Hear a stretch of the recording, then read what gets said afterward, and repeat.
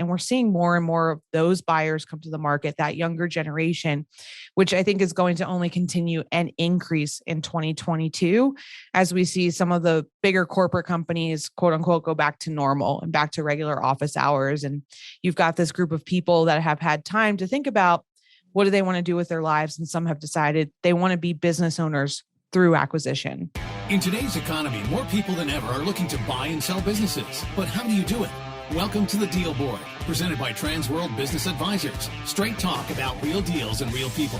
Listen to stories, interviews, and expert advice to help your business sale, merger, or acquisition process. Now, here are your business exit experts, Andy and Jessica. Welcome, everybody, and welcome to 2022. So this is our first episode for the new year. Happy New Year to you all. And like tradition for the last few years, we're going to start off the year with our predictions of what's going to happen to the business for sale market in 2022. Yeah, just like we predicted the COVID crisis, right? Yeah, I know. But if you do remember in 2020, I predicted that Zoom would be a big thing, right? We did predict a lot of things. We predicted that it would be a strong marketplace for sellers. We predicted I could go back and look, but I think we were pretty, spot on with our predictions. And, as we, for 2021, we were predicting that we would come out of the COVID crisis.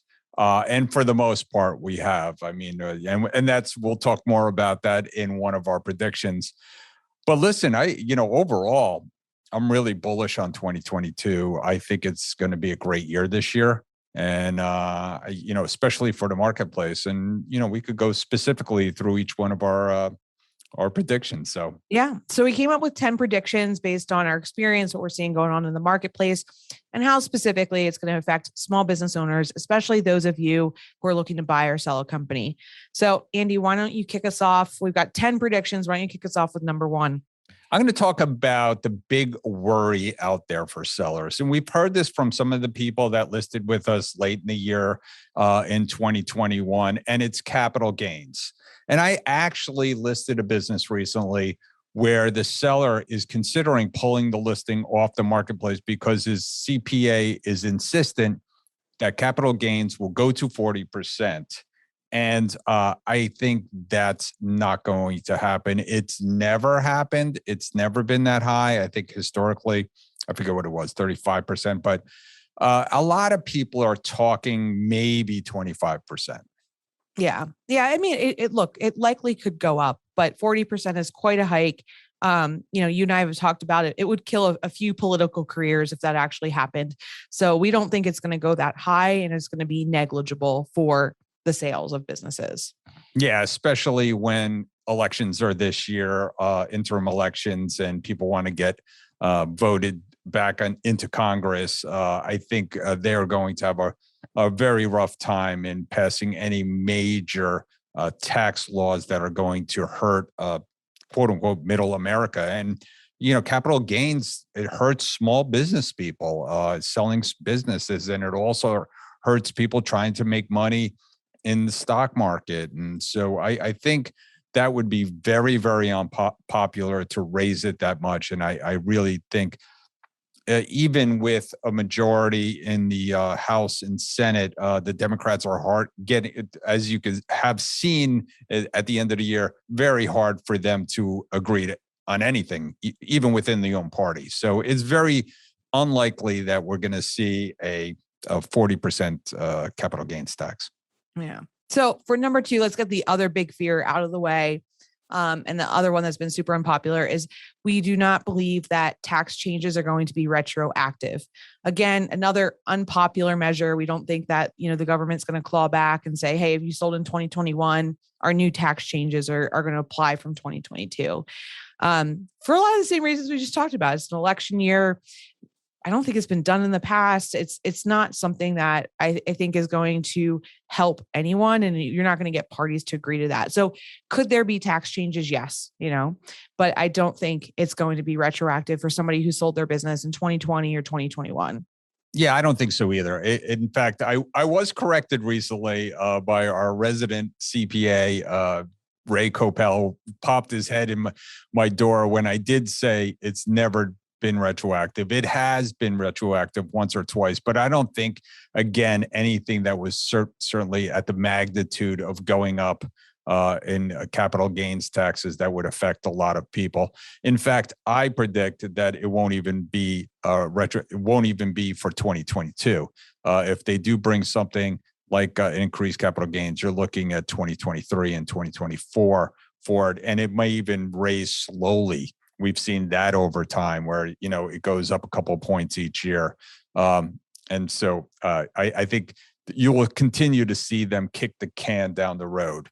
So that gets our tax bite out of the way. The fear of taxes and all that. Yep, which has been a very popular question that we've had over the last year. Right. So number 3, and we are excited about this. And again, it's part of what's made it an incredible marketplace out there in the world, that there's still going to be ample cash out there in the marketplace for people to invest.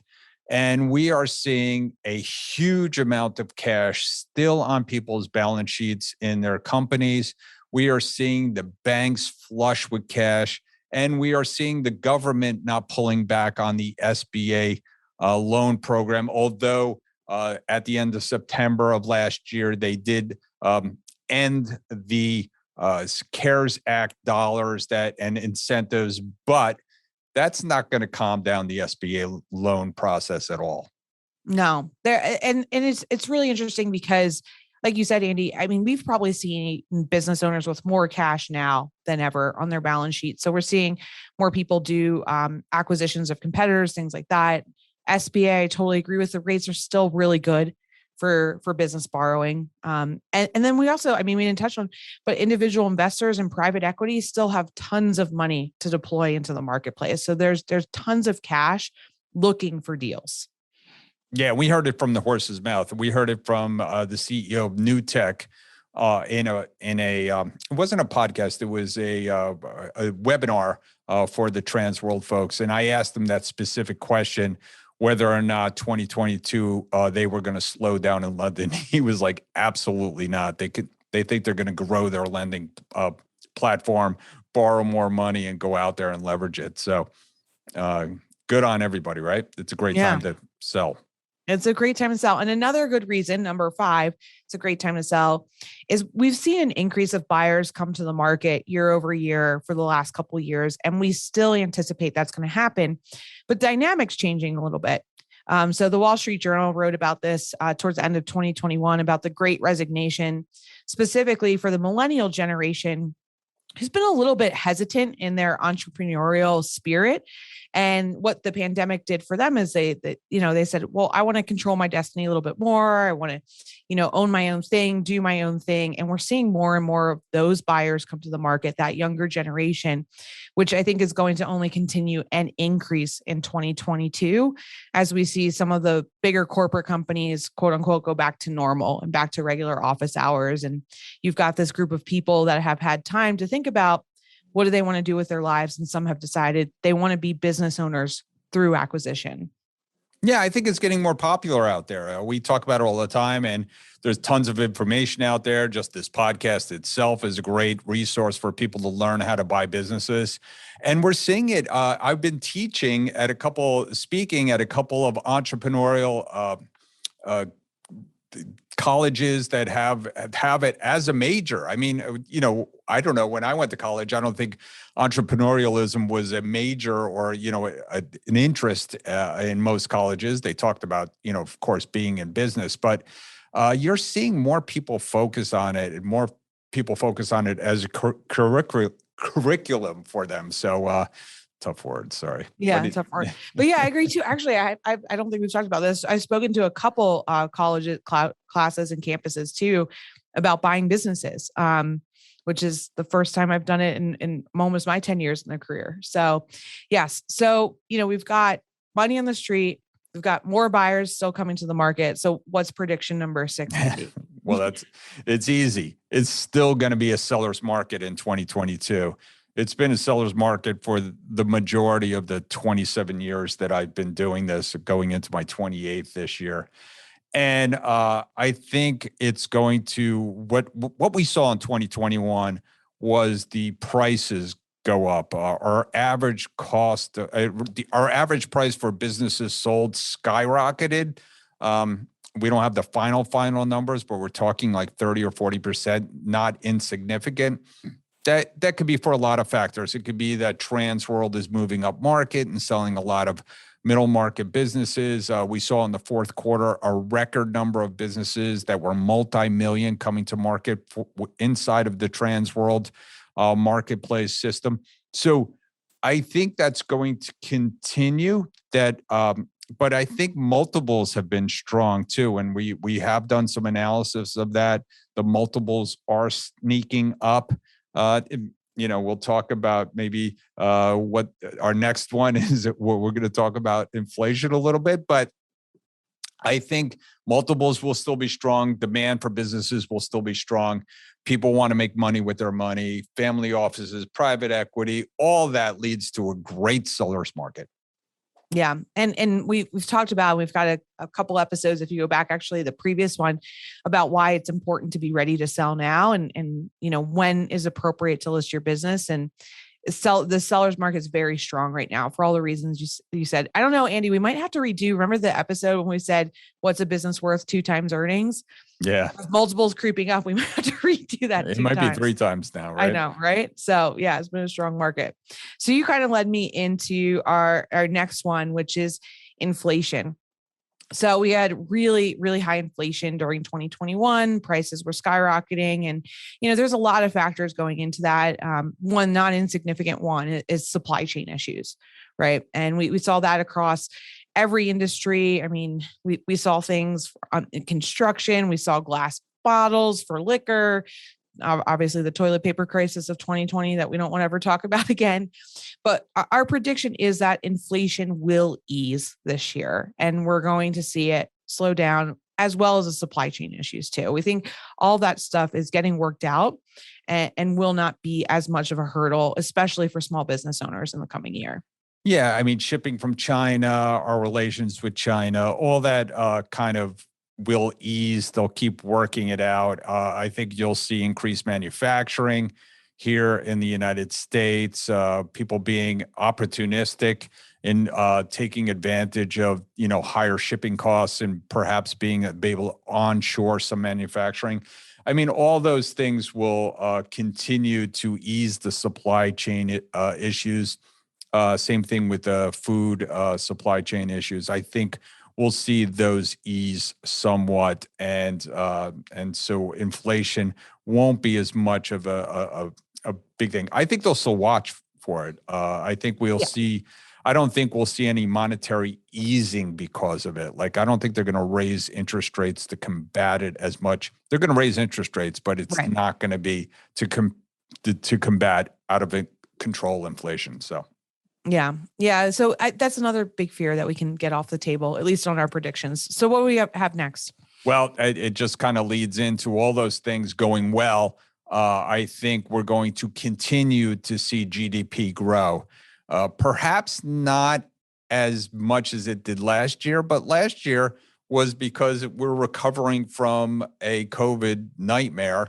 And all those things, all the supply chain issues, all the labor issues, all those things were contributing to, kind of starting off low and finishing high. But all the predictions out there in the world is that growth will continue to be steady and strong. I've seen 2%, I've seen 4%, but I think it's going. The economic growth is going to be good.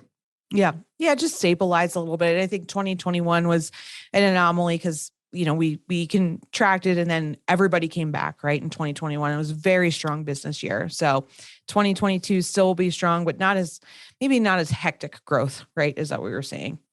Yeah. And what's our next prediction? Let's just make it. Let's just do it. So our next prediction is COVID is not going to be the main factor in business in 2022.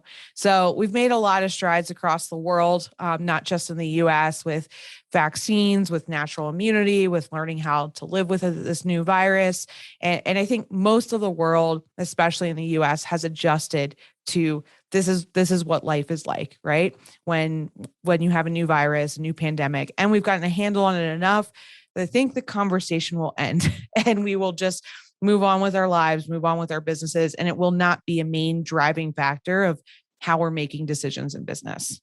Yeah, I think, and we talked about this on a podcast, we underestimated the kind of mental kind of, trauma that this caused a lot of people. And even at the end of the year last year, we were still seeing people very hesitant to go out there in the world. But I think, the vaccines and the treatments, right? So there's been a lot better treatments, and we're seeing things like pills come out. We're seeing things like the Regeneron, and we're seeing things like monoclonal antibodies doing a great job. We're seeing the hospitals do a great job with treating people. And as we learn more about this virus, I think, it'll stop being front page news and people just, continue to do well this year. And we're just going to rock and roll along, and COVID won't be, thank God, right? I know. I think we need to change the name too. I don't think I want to hear the name anymore. But yes, and we did see this, throughout 2021, business was more focused on what's going on with them and not necessarily the news headlines in the world. So, Right. All right. So we get that one off the table too. What's next? Yeah. Well, what's next is kind of when people are coming out and people finally getting out, and those incentive dollars going away. I think what we're going to see is the labor issues will also ease. We talked about the supply chain issues that were kind of rampant, especially last year in the food industry and hospitality industry, though that same industry had a kind of a double hit, that they had a big problem with labor issues. And I think those are going to continue to ease. And I think there's another reason which you wanted to bring up why it'll continue to ease. Yeah. I mean, we've talked a lot about on this podcast as one thing the pandemic did is it pushed business forward from a technology standpoint very quickly. Like changes that we probably would have taken 5 years to make in our businesses, we've done overnight. And one of those is labor efficiencies. So I think we've seen, and we're going to continue to see in 2022, small and mid-sized businesses using technology and automation to be more efficient in their operations and not need as many physical people in their operations. So that'll help with the labor issues too. And I mean, we saw in 2021, there's some businesses that have had, especially in the food industry, have had to get very creative of how they're running their businesses, very short-staffed, right? Yeah. And I think they were forced to make those changes, and we're going to see those continue in 2022. Yeah, and we've seen some companies just really embrace the virtual hiring process. So we, even in Trans World, as we consider putting new people in place to support our franchisees, we're having the conversation that they no longer have to be, in Florida. They no longer have to be near the home office. And even UFG, their national sales director, lives in North Carolina, and that's worked out well for them because of Zoom and technology. And I think we're going to see more of that. I think as these small communities across the United States perhaps had labor issues, I think as these people get retrained and can be put to work virtually, I think we're going to see a lot of those labor issues kind of ease. And I think that's good news for the small business world. Yeah. And it's like you bring up a good point too, Andy. It's become a national labor market, or maybe even a global labor market, right? Which it makes it a lot better for both businesses and for workers, more opportunity and different skill sets that we're bringing to our businesses. So yeah, I mean, it's funny when we hire people, I do start to look at people's time zones. It is a little tough to hire people in different time zones. So even, overseas even gets rougher sometimes. We've done some technology things, and it's just tough working with people overseas that, aren't willing to stay up all night. So. It's also funny how like our brains work too, is like we can do all these crazy calculations with our brains, but time zones always trip people up. So yeah. All right. So we'll wrap it up with number 10 with a prediction we've now talked about for 3 years, maybe? Yeah. However long the podcast has been going on. But our prediction is more sellers are coming to the market.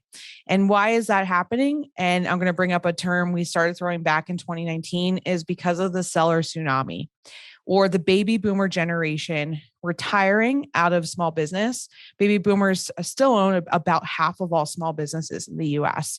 So very, very significant numbers. And in 2022, what we're seeing is the midpoint of that generation is turning 67, which is a very popular time to retire and collect your Social Security and things like that. And we have in 2021, we saw our numbers creep up in terms of listings. Some of that's because of this retirement phenomenon. Some of it's for other reasons. But I think in 2022, we're still going to continue to see our listing inventory increase. Yeah, I think the COVID crisis did one thing, was put people's priorities in order. We've seen a lot of that when we talk to sellers that they, enjoyed spending time with their family, enjoyed getting off the grid a little bit, and realized that, hey, what's important in my life? How can I enjoy the rest of my life? And I think a lot of them realize they have enough money.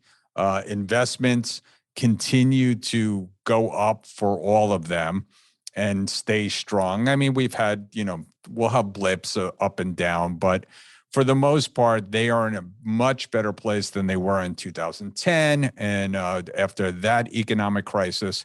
And so I think after the COVID crisis of 20 and 2021, 2022 is kind of a reckoning and saying, I'm just done. I want to enjoy my life. I want to travel as the world opens up. I want to spend more time with my family, and my priorities have changed. And I think those baby boomers, as that 60, they start taking that retirement from Social Security, they're just going to be done.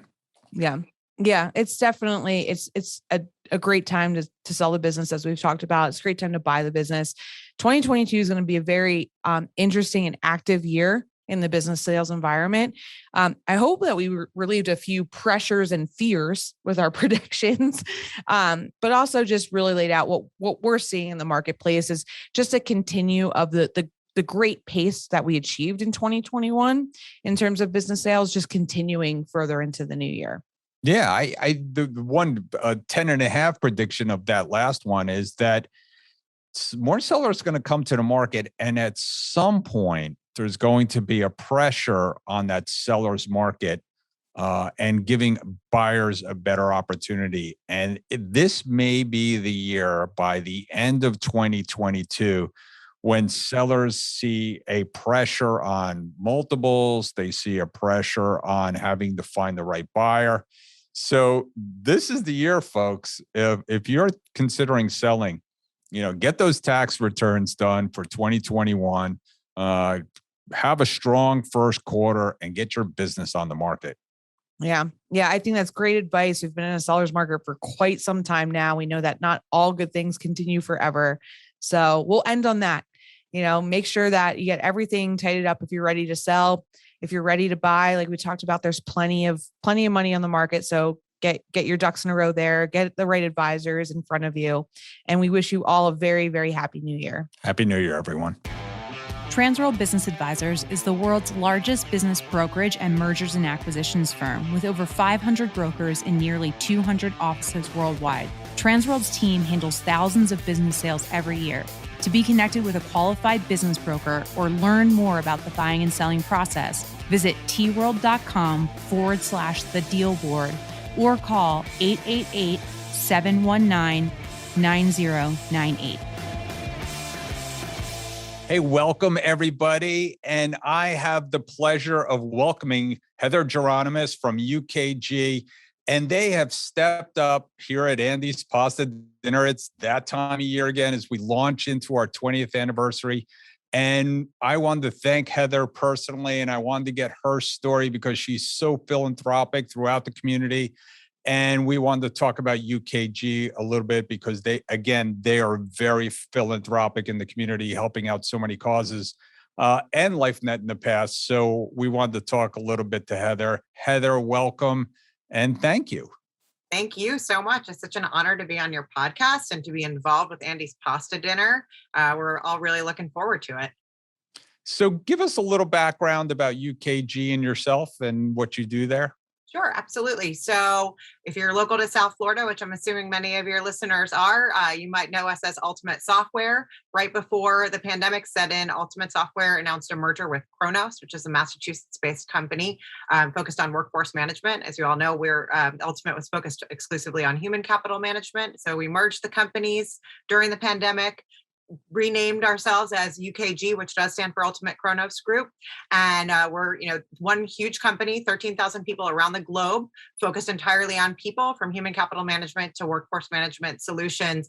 And, something that is really important to our community is that our commitment to the community has not wavered. During the pandemic, we supported every nonprofit we supported before with no events, so that the mission could move forward. And as we're starting to see events safely come back, we're really excited to get back out in the community to attend these events like Andy's Pasta Dinner, and also to get out there and do some hands-on volunteering. I've got people all over this community that are ready to get out there and safely help our community, both financially and with their sweat equity. Well, yeah, absolutely. I mean, UKG walks the walk and talks the talk. And you've been involved in many, many charities, including your own efforts at MAD, and so proud of everything you've done for the community. And so, and even internally, I mean, you take care of people at UKG. You've won several awards for the best places to work several times. Yes, actually, in addition to the Great Place to Work awards and the People Companies That Care award, which is exclusively about philanthropy, during the pandemic, we found a need that we'd never had before, which was, helping our own people, because, some people that were dual income families were no longer during COVID. So we actually established our own foundation just to support crewers, which is what we call our teammates and their families. It started out as COVID support, which is still ongoing, but we also extended the mission of the foundation to support crewers during times of disaster. So things that we've supported them through are things like Hurricane Ida or the Texas winter storms, or, we had COVID really hit our employees in India very hard. So we've been really fortunate to be able to not only help our communities, but help our own folks, through the generosity of our own employees, executives, and investors. Well, that's amazing. And they have UKG has a great reputation, as well as everything you do. And listen, I believe in that as well. Giving back just comes back several fold. And I think that's happened to what used to be Ultimate Software and now UKG. It's just everybody wants to give you business because you're such a good community partner. So why Andy's Pasta Dinner this year? I mean, it comes around and you decided to jump in with both feet. So, I've attended the event before, and it's such a fantastic event. You bring together I think all of South Florida in one room, which is really impressive, and I'm just very inspired by your dedication to this cause. Has it been 20 years? Is that what I heard? I mean, so it is 20 years. Congratulations to you. There are very few people that are more dedicated to a singular cause than you are. And I think, you've raised all of our consciousness about the issue of, food insecurity that LifeNet really helps people with. And it just seemed like the right time to do something special and get involved with this particular event at this time. It's been such an eye-opening time for the needs in our community. I thought I was very in touch with them, but having more and more conversations with different nonprofits, this is a big one, and we're excited to be able to be part of this event and celebrate your accomplishments and LifeNet's accomplishments over the last 20 years. Yeah, thank you. I mean, LifeNet, what they do for the community, as you said, the need has grown during this pandemic. Certainly some businesses have done well, but like you said, so many people have not, and so many people have suffered the tragedy of losing loved ones, including kids. And when kids were out of school, obviously the need for food grew even more, and you're seeing the prices of food go up now. So that will just add, and housing. So that all that will add to the stress of those who, scrape by. And that's what LifeNet's here to do. And that's why we've all come together to try to help that. And so thank you again, Heather. I appreciate you coming on today. Anything else that you wanted to talk about about UKG? No, we're just so grateful for the support of this community. Like you said, the community supports us right back with, a lot of business opportunities and a lot of support. And, we're grateful to be able to pay it forward and support all these amazing nonprofits in our community like LifeNet. And if you want to know more about UKG, it's simply ukg.com. And they're a great resource for HR solutions. And Heather is an amazing person for helping our communities. So thank you, Heather, again for coming on today. Thank you so much. Hey, Andy, do you know what time it is? It's time for our deal of the week. Deal of the week. Sold. Hey, welcome back, everybody. And it is Deal of the Week. And I have Aaron Fox from Transworld Business Advisors of Boston. And Aaron, you have a great Deal of the Week. Unique, right? Yeah, we had it was a kind of a fun one. It was a unique one. We met with a business owner who, he really was the business. And he had built this incredible machine shop that he worked on really specific products for very specific client base. And he had all the skills and knowledge with it. So we kind of had to really work with him to figure out what we were going to do. But at the end, we structured it because the cash flow wasn't going to be a driver. We structured it as an asset sale. And we had a seller who went into retirement, putting $1 million in his pocket. And he was over the moon with what just happened. And a buyer that came in that's over the moon with what he can do now. Good deals for good people. Aaron, what's the best way to get in touch with you if somebody wants to learn more? Sure. You can always, visit us, find us on tworld.com, send me an email at aaron@tworld.com, or my cell is 781-773-8922.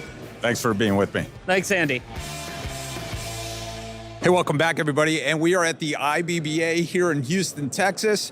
And we have a member of our family with us, Roy Titus, president of Network Lead Exchange. If you don't know what Network Lead Exchange, you're about to find out. Tell us a little bit about it. Yeah, we're a business networking group and business referral group that, like Andy said, is affiliated with Transworld Business Advisors with our headquarters down in West Palm Beach.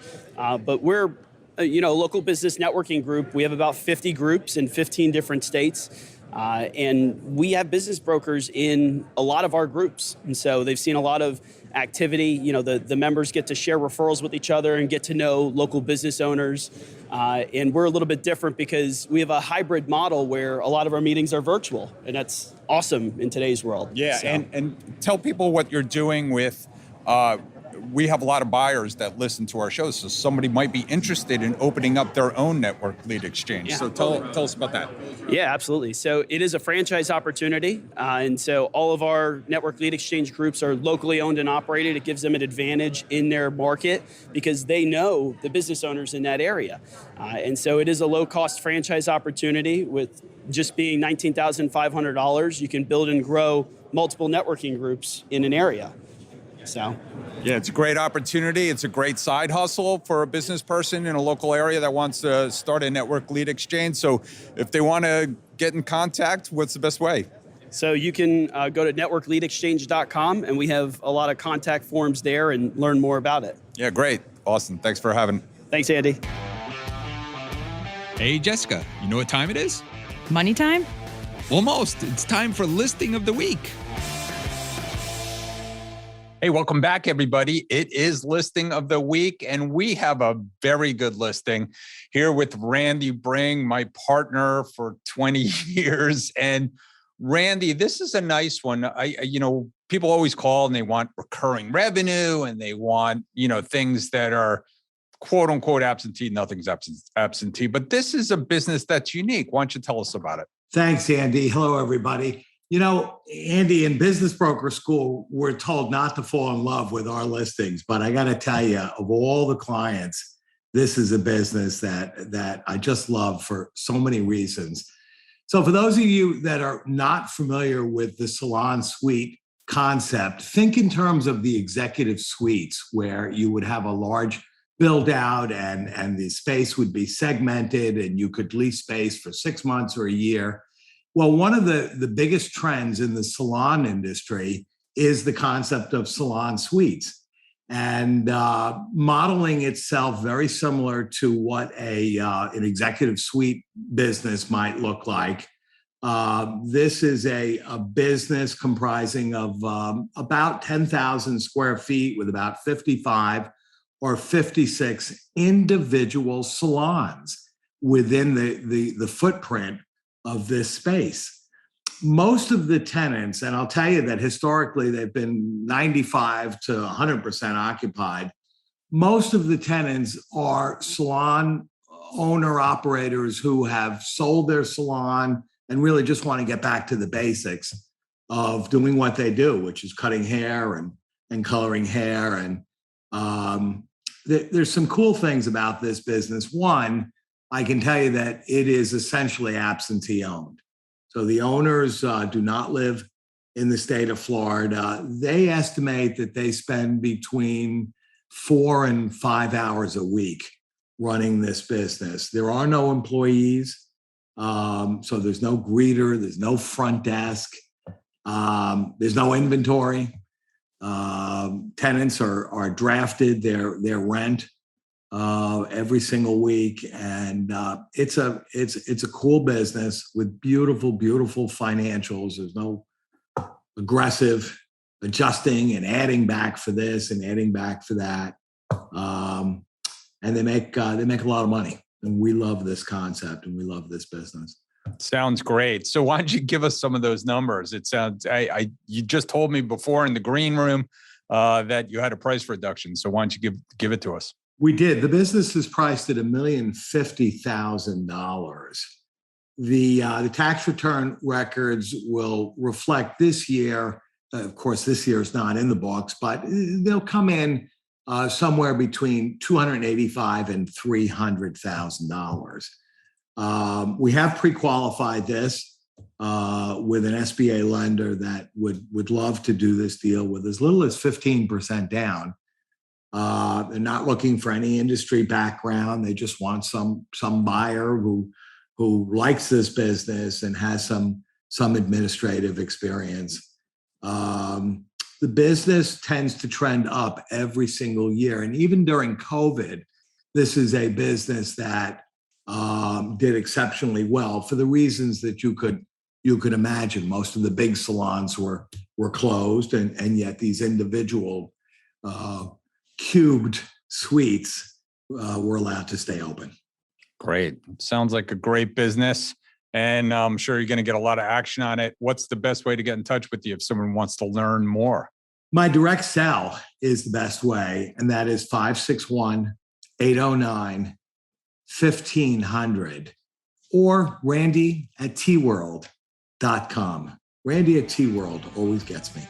There you go. Well, thanks, Randy, for bringing this great listing on today. Andy, thanks very, very much. Hey, welcome back, everybody. And we have some special guests with us. We have Grant Ferguson and Craig Johnson from Unsecured Funding Source, right? You got it. All right, we got it. And they are funders, but they have a little different bent in our industry. They have a niche, and I just wanted Grant to talk about it a little bit. So Grant and Craig, welcome. Thank you. Thanks, Andy. Great to be here. So yeah, as you say, Unsecured Funding Source is the name of the company. We've been helping people buy businesses and franchises, start businesses for over 15 years. What, as the name implies, it's all through unsecured funding, unsecured funds and lending. We funded about $500 million in startup loans and acquisition loans over that period of time. I think what makes us different from most acquisition loans, people think about SBA programs, they might think about other forms of collateralized lending and so forth, is that we are really looking at the borrower's creditworthiness, the business buyer's creditworthiness as the primary sort of credit risk guidelines and underwriting guidelines. So we're looking for borrowers that have got a good credit score, typically north of 700, and some form of income, some form of ability to service that debt outside of the target acquisition business. So that makes us unique. It makes us be able to offer anywhere from $25,000 up to maybe $450, in some cases even more, $450,000 of unsecured funding that can be used really for any purpose, any type of business, any sector, startup, franchise, Main Street business, et cetera. And that's a niche because a lot of the banks, I've heard some of the banks, they don't want to go under 750 now, but certainly under 350 they don't like to touch. And so under 25,000 to 400,000, especially for unsecured debt, is a great deal. And so Craig, what are you seeing out there in the marketplace? I mean, is it getting busier for you?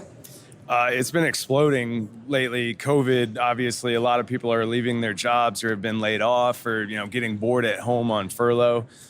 We've had a huge demand for franchises, business acquisitions, partner buyouts, even, people just looking to change gears. It's and the lending has been hot too. So it's not a situation where there's been so much demand, but not the ability to service the demand. Our average loan size over the last couple of years is probably went from 250, maybe 175-ish average up to like 250 to 300 now is more our average. And as Grant mentioned, got somebody 600K last week as an example. On an unsecured basis where you're not providing any collateral, it's amazing. It's also a 2 to 3 week turnaround. So these things are happening fast. Wow. Sounds like a great service. So what's the best way to get in touch with you if somebody wants to learn more about getting some funding? Yeah, absolutely. So unsecuredfundingsource.com is our website, and there's a place there to either contact us via email or give us a call. There's also a very simple application form on our website, so a buyer or borrower could fill that out. That'll come directly to us. One of our loan advisors will reach out and begin to have a conversation about what they need and get them pre-qualified for that. Obviously, we work very closely with brokers such as Transworld, and so brokers can reach out to us, introduce us to a potential buyer. Whatever's easiest for folks, send us an email, give us the name and a number, and say, hey, can you help this guy or this gal? And we'll run with it from there. So we like to make it as easy and as uncomplicated as possible. Easy money, folks. Come get it from Craig and Grant. Thanks. One last thing to mention, if you don't mind, Andy, because I know some of the brokers will be interested, is we do offer a referral fee or a success fee, which is on the basis of what we're able to collect from the borrower. It's usually a percentage of the overall loan amount, and then we offer a percentage of that to brokers, and we'll talk more details once we have some conversations. So excellent. Thanks, Craig. Thanks, Grant. Appreciate you coming on today. Thanks for having us, Andy. It was great. All right. Thanks for tuning into the show today. If you like the podcast, share it with your friends on social media. And don't forget to subscribe and leave us a review on your favorite podcasting app. If you have questions, would like to appear, or have suggestions for topics for the show, get in contact with us through our website, thedealboardpodcast.com.